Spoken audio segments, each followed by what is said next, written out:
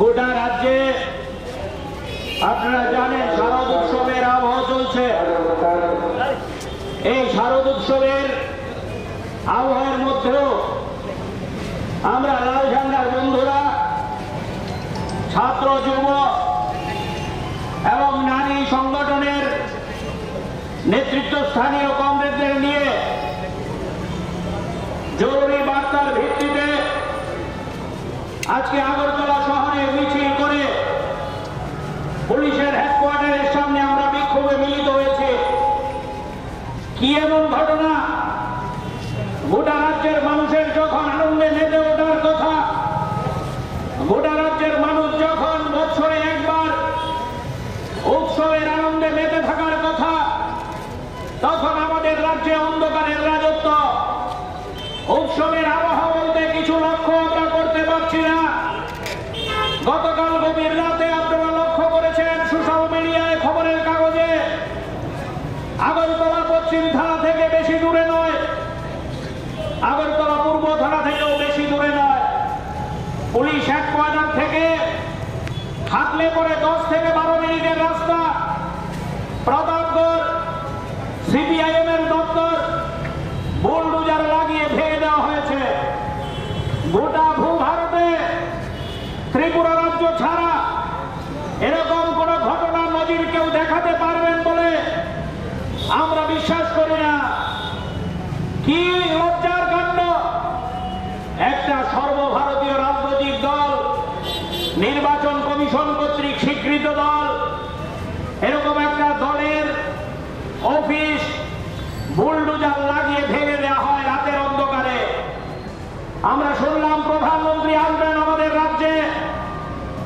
এই প্রধানমন্ত্রী আসার 48 ঘন্টা আগে যেই মহকুমায় প্রধানমন্ত্রী আসবেন, এই প্রধানমন্ত্রী আসার স্থানের নাকের ডগায় একজন মহিলাকে আগুন লাগিয়ে ব্লেড দিয়ে তার সারা শরীর চিরে তাকে খুন করে রাস্তায় ফেলে রেখেছে। আজকে পর্যন্ত আসামি গ্রেপ্তার হয় না। পুলিশ প্রশাসনের বন্ধুরা আমাদের পাহারা দিচ্ছেন, আমাদের মিছিল যাতে এগোতে না পারে হেডকোয়ার্টারের দিকে। আমরা জিজ্ঞেস করি, এই পুলিশ ফোর্স যদি উদয়পুরের আসামি ধরার কাজে লাগানো হতো, গোটা দেশের সামনে আমাদের রাজ্যের মান সম্মান রক্ষা হতো, গোটা দেশের সামনে আমাদের মান সম্মান উজ্জ্বল হতো।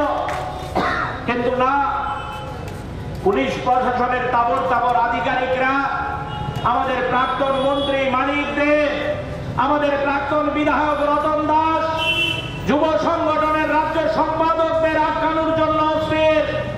পুলিশ প্রশাসনকে আমরা আশ্বস্ত করতে চাই, আমরা হিংসার রাজনীতিতে বিশ্বাস করি না। আমরা এই ফায়ার ব্রিগেড চৌমুহনীতে হিংসা বাঁধাতেও আসিনি। আমরা রাজ্যের মানুষের সম্পত্তি, জীবন, মান, ওই আপনাদের আমাদের দেশের শাসক গোষ্ঠীর প্রধানমন্ত্রী যিনি স্লোগান দেন বেটি বাঁচাও বেটি পড়াও, এই স্লোগানকে মর্যাদা দেওয়ার জন্য পুলিশ হেডকোয়ার্টারে আমরা এসেছি। পুলিশের বন্ধুদের কাছে কৈফিয়ত চাওয়ার জন্য। পুলিশের বন্ধুরা আমাদের শত্রু না, তারা কেউ আমাদের ঘরে, কেউ আমাদের প্রতিবেশী। আপনাদের জিজ্ঞেস করি, আমাদের রাজ্যে একসময় পুলিশ রাষ্ট্রপতি কালার পুরস্কার পেয়েছিল। আমাদের রাজ্যের পুলিশ গোটা ভারতবর্ষের মধ্যে ওই উগ্রপন্থী দমন করে নজির তৈরি করেছিল। আমাদের রাজ্যের তৎকালীন মুখ্যমন্ত্রী মানিক সরকারের কাছ থেকে দেশের প্রধানমন্ত্রী কি করে উগ্রপন্থী মোকাবেলা করতে হয় তার কৌশল জানার আগ্রহ প্রকাশ করেছিল। আর আজকে আমাদের রাজ্যে কৈলাসহর একজন মুখবধির নারী ওই সেখানে দুপুর বেলা ধর্ষিতা হয়ে যান। আসামির পরিচয় সবাই হচ্ছে শাসক দলের লোক। এই কারণে পুলিশ তাদের ওই চুল স্পর্শ করতে পারে না, তাদেরকে গ্রেফতার করতে পারে না। এই হচ্ছে আজকে আমাদের রাজ্যের চেহারা।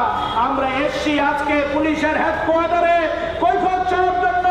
আমরা আপনাদের কাছে বিনয়ের সহিত আবেদন করতে চাই, না বন্ধু, শারদ উৎসব আমরা কখন মানুষ করতে পারে যদি মনে শান্তি থাকে, যদি মনে আনন্দ থাকে, রাজ্যে যদি শান্তির আবহ থাকে।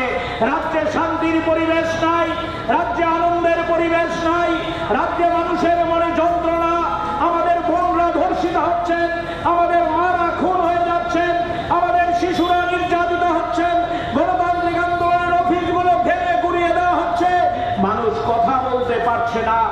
এরকম পরিস্থিতিতে রাস্তায় থাকা ছাড়া আমাদের কাছে কোনো বিকল্প নেই, রাস্তায় নেমে লড়াই করা ছাড়া আমাদের কাছে কোনো বিকল্প নেই। তাই আজকে যারা মিছিলে সামিল হয়েছেন স্বল্প সময়ের নোটিশে, রাস্তায় দূর থেকে যারা আমাদের কথা শুনছেন, তাদের সবার কাছে আহ্বান করতে চাই, বন্ধু আমাদের কাছে কোনো বিকল্প নেই, রাস্তাই হচ্ছে আমাদের কাছে রাস্তা।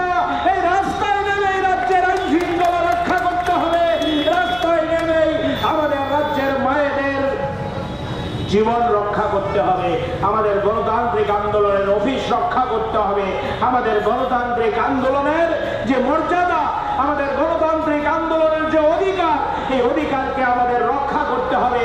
তার জন্যই আমরা রাস্তায় নেমেছি। আমরা আপনাদের কাছে আহ্বান থাকবে, এলাকায় এলাকায় পাড়ায় পাড়ায় প্রস্তুতি গ্রহণ করুন। যে কোনো পরিস্থিতি মোকাবেলা করার জন্য মিলিংয়ের নোটিশে যাতে রাস্তায় নেমে আমাদের রাজ্যের আইন শৃঙ্খলা পুলিশ দায়িত্ব নেবে না, আমাদের রাজ্যের শান্তির শৃঙ্খলা রক্ষা করা পুলিশ দায়িত্ব নেবে না, আমাদেরকে এই দায়িত্ব নিয়ে আমাদের মা বোনদের ইজ্জত রক্ষা করতে হবে, গণতান্ত্রিক আন্দোলনের অধিকারকে রক্ষা করতে হবে। তার জন্য আপনারা দায়িত্ব নিয়ে কাঁধে নিয়ে এখান থেকে যাবেন, এই আহ্বান আপনাদের কাছে রেখে